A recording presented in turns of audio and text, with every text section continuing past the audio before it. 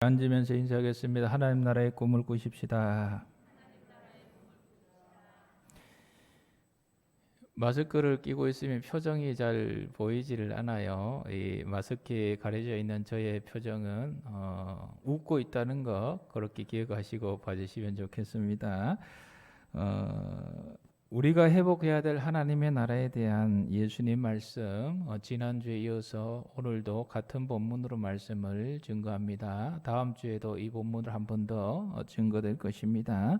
연속성이기 때문에 지난주의 말씀을 한번 기억해 봅니다. 우리 19절 말씀 같이 읽겠습니다.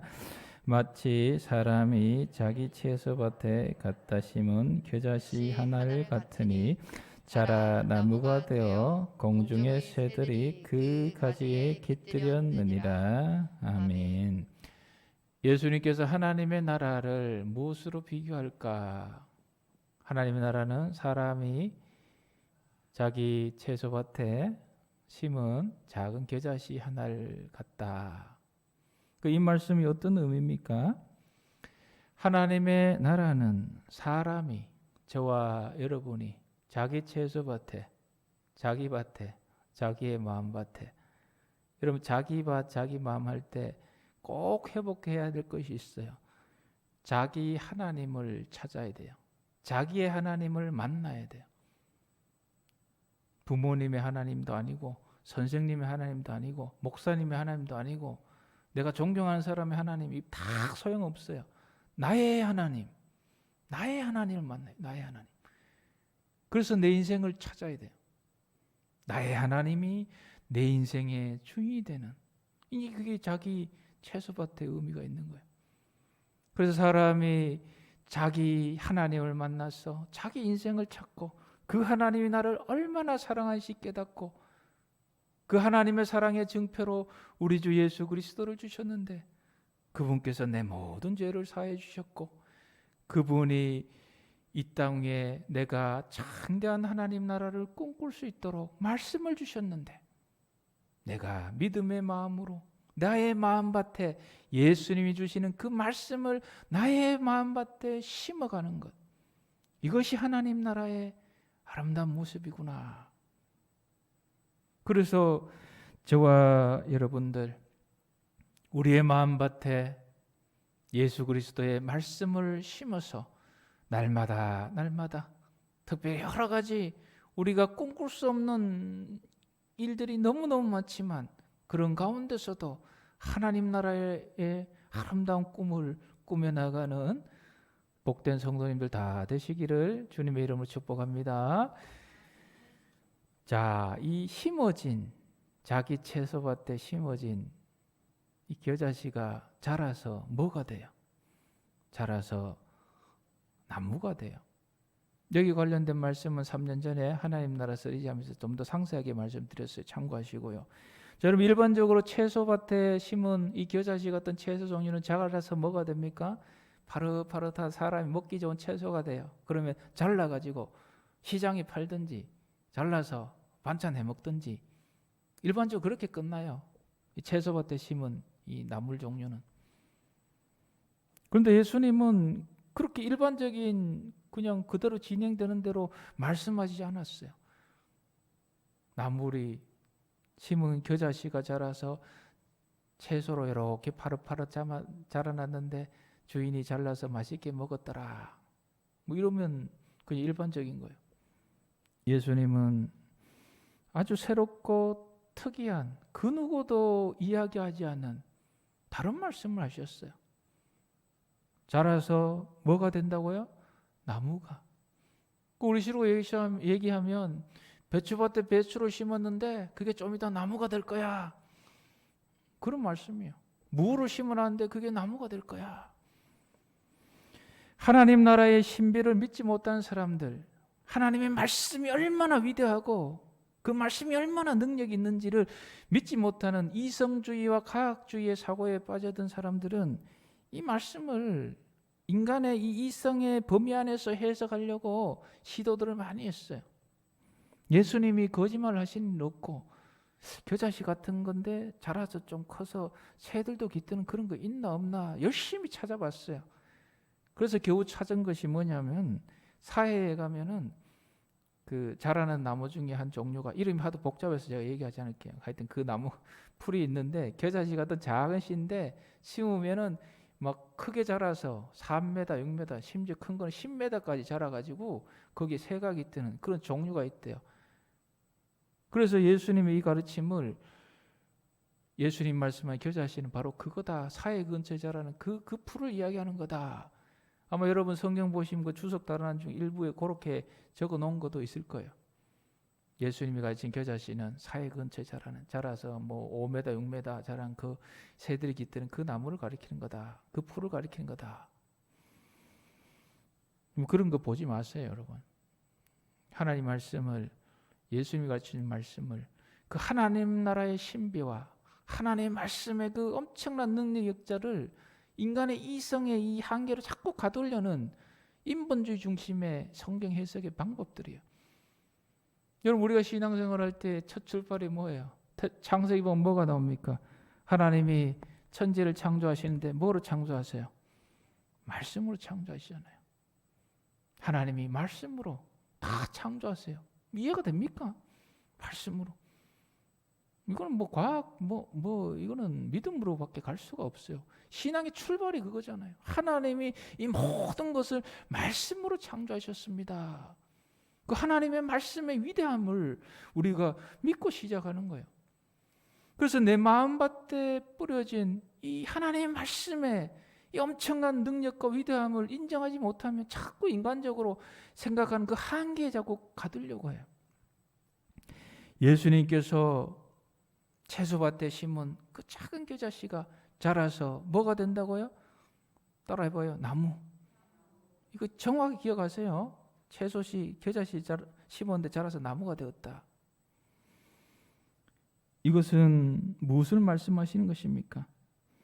바로 하나님 나라의 그 신비로움과 하나님 나라의 무한한 은혜의 역사, 하나님의 말씀의 위대함을 우리에게 알려주는 말씀이에요.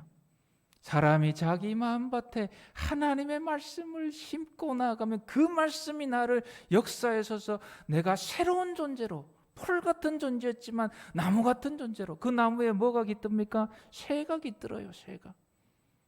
새하고 씨앗하고는 서로 사이가 좋지 않잖아요. 새는 열심히 씨앗을 쪼아 먹잖아요.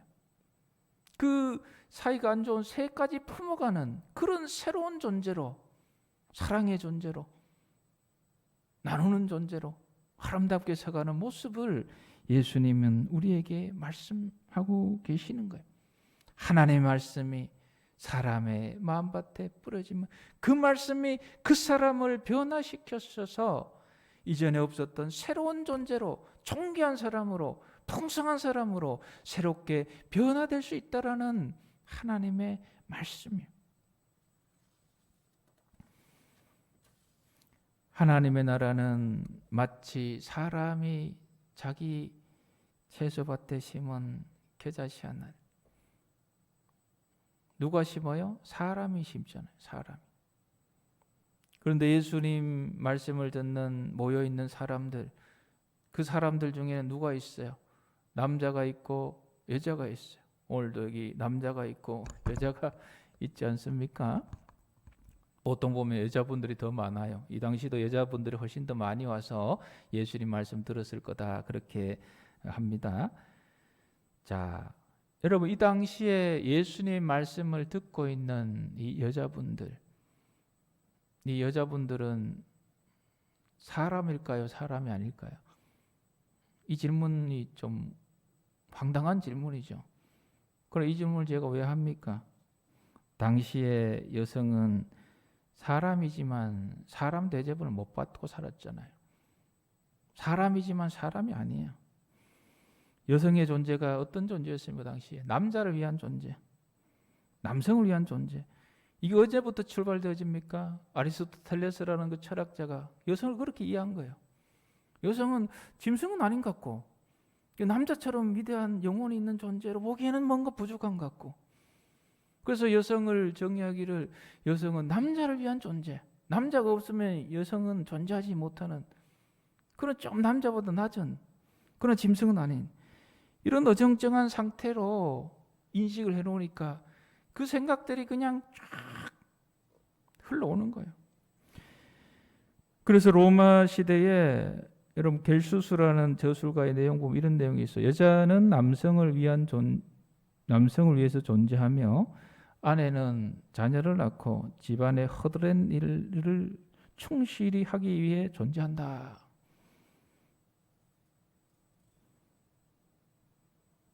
요즘도 이런 거 좋아하는 남자들 있는데 이런 거 좋으면 회개해야 돼요. 남자들은.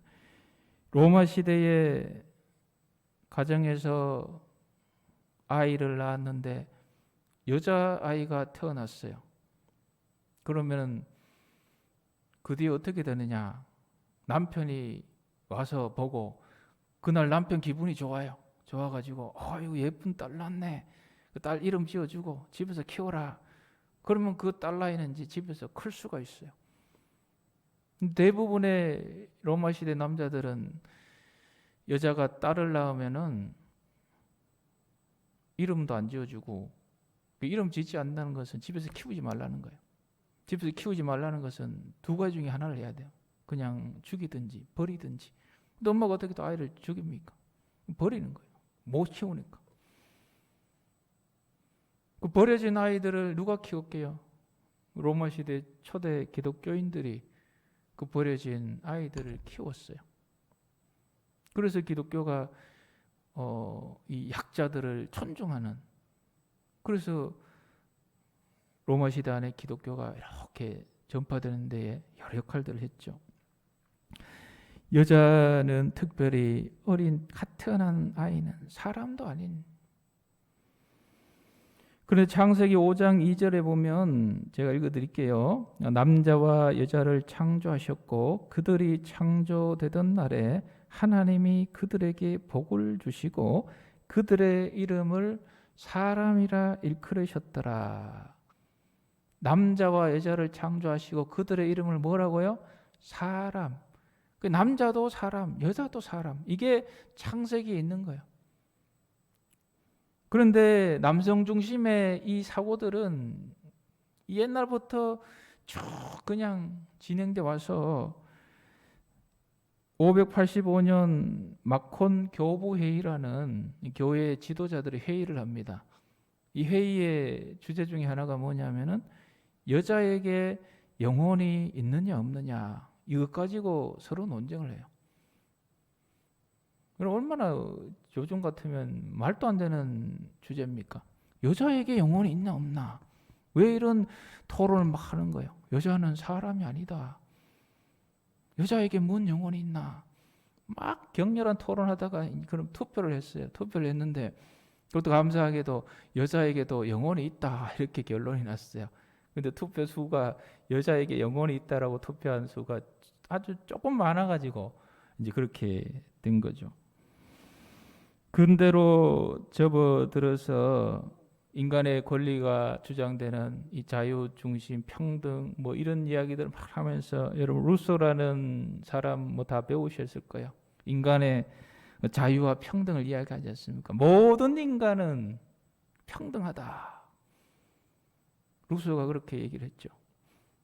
그런데 거기서 모든 인간 속에 여자가 들어갈까요? 안 들어갈까요?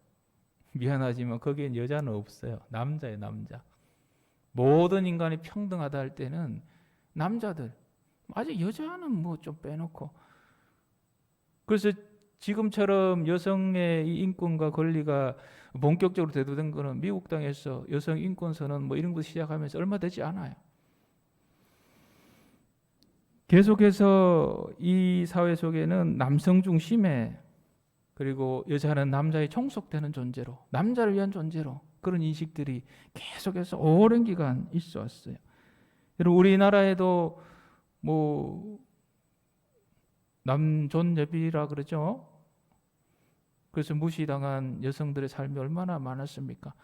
집에 자녀가 4명 있으면 딸이 공부를 시험만 치면 100점, 학교에서도 1등, 공부를 너무너무 잘해요. 근데 아들은 꼴찌야. 누구 공부시켜요? 여자가 공부해서 뭐하냐? 너는 공자 가서 저기 동생 오빠 공부하는 못해라 이러고 돈 팔고 집 팔고. 그래서 여자이기 때문에 꿈을 펼치지 못했던 우리 시대의 그 아픔의 시절들, 아마 여기도 경험한 분들이 많이 계실 거예요. 여자이기 때문에. 그래서 우리 남자분들은 여자분들 많이 배려해 주셔야 돼요. 오늘 여전도의 주일을 맞이하여서 남자로 태어났기 때문에 여성들이 가지지 못하고 누리지 못한 그것이 이미 우리 남자들에게 있고, 여자로 태어났기 때문에 포기해야 되고 꿈을 꺾어야 되는 게 너무너무 많아요. 우리 남자들은 그걸 이해하고 여자들을 잘 위해줘야 돼요. 그게 하나님 나라의 뜻이고 하나님 기뻐하는 일이에요. 구약 성경, 신약 성경은 어떻습니까? 여러분, 그 안에 그래도 성경 안에는 보면 여성들을 배려하려는 그런 모습들이 좀 수시로 나와요. 그러나 전체적으로 남성 중심의 그 흐름들은 꺾이질 못해요. 왜냐하면 문화적 배경들을 벗어날 수가 없기 때문에.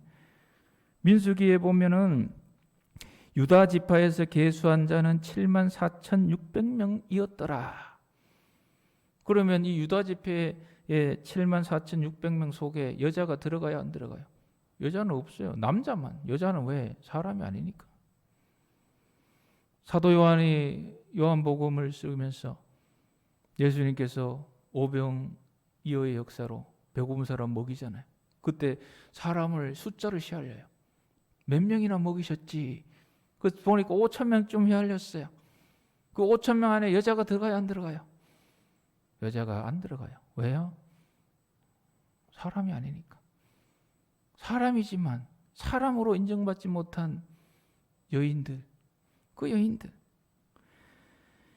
이런 상황 속에서 예수님께서 하나님 나라는 마치 사람이 자기 밭에 심은 작은 겨자씨 할 때, 사람, 남자들은 당연히 들으면서 난 사람이니까 그래, 내가 하나님 나라를 꿈꾸며 가야지.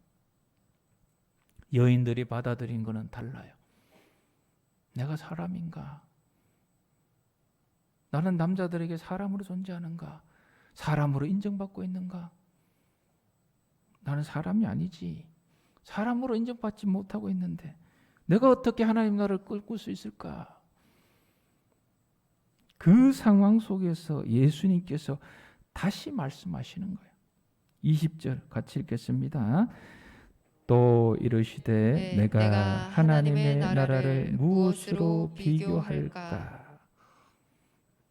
한 번 더 비교의 말씀을 주시는 거예요.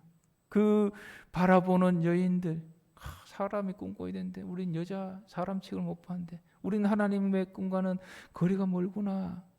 그 여인들을 바라보면서 내가 하나님의 나라를 무엇으로 비교할까? 그러면서 21절을 말씀하시는 거예요. 21절 같이 읽겠습니다. 시작. 마치 여자가 가루 서말 속에 갖다 넣어 전부 부풀게 한 누릇과 같으니라 하셨더라. 아멘. 마치 누가요? 여자가. 예수님께서 앞에 비유의 말씀을 하나 하시고 사람이 하셨다가 그 다음 다시 비유의 말씀을 주시면서 하나님의 나라는 마치 누가요? 여자가. 이게 이런 배경 속에서 나온 말씀이에요. 여자가. 그 여자라는 표현을 들을 때에 듣는 우리 여성분들 귀가 번쩍 열리는 거예요. 귀가 번쩍. 여자가 하나님 나라를 비유하는데 여자를 이야기하시네. 눈이 밤하늘의 별처럼 반짝반짝 빛나는 거예요. 예수님께서 소외받고 무시받고 사람 대접받지 못하는 이 여자, 우리 여자들을 하나님 나라에 지금 비유로 사용하시는구나. 여자도 하나님의 나라를 꿈꿀 수가 있구나. 나 같은 존재도 하나님의 나라의 꿈을 가지고 살아갈 수가 있구나. 나같이 인정받지 못한 존재도 이제 하나님 나라의 존귀한 사람으로 서가는 꿈을 꿈꾸며 살아갈 수 있구나. 그래서 예수님께서 하나님의 나라는 마치 여자가. 하나님의 사랑을 받는 성도 여러분, 오늘 여전도의 주일을 맞이하여 오늘 주신 예수님의 말씀, 하나님의 나라는 마치 여자가 할 때에 이 여자는 무엇을 우리에게, 어떤 사람을 우리에게 가르쳐주고 있는 말씀입니까? 예수님 당시에 여성들처럼 존중받지 못하고 인정받지 못하고 사회적으로 눌려있고 인습과 상황과 간섭적으로 사회적 여러 차별 요소들 때문에 미래를 꿈꿀 수 없는 사람들을 향한 말씀이에요. 오늘날로 보면 여러분 좋은 직장을 다 소망하는데 나는 흙수저. 그래서 하나님 나라는 마치 흙수저가, 이런 말씀 우리가 재번역할 수 있는 거예요. 좋은 직장, 좋은 직업을 꿈꿔야 되는데 지금 나의 거의 돌아보면 도무지 꿈꿀 수가 없는 그런 상황이 있는 사람들. 아름다운 가정을 꿈꿔야 되는데 가정을 꿈꿀 수가 없어요. 지금 코로나로 인해서 미래의 모든 희망들을 다 포기하고 이제 내 인생은 더 이상 희망이 없어. 이 상황인데 도대체 뭘 어떻게 할 수 있어? 이 꺾여진 그 모든 사람들을 향한 말씀이에요. 우리 인간의 깊은 죄성 때문에 내가 이 죄 때문에 망하게 되었구나. 이 죄 때문에, 내가 지은 죄 때문에 더 이상 나에게 희망이 없구나 하는 사람들을 향한 말씀이에요. 예수님은 그런 사람들에게 다시 하나님의 나라의 꿈을 꾸라 말씀하십니다. 그것이 바로 하나님의 나라는 마치 여자가. 사랑하는 성도 여러분, 마틴 루터킹 목사님의 나에게는 꿈이 있습니다 라는 아주 유명한 설교가 있어요. 나에게는 꿈이 있습니다. 흑인 목사님이잖아요. 어떤 꿈이 있습니까?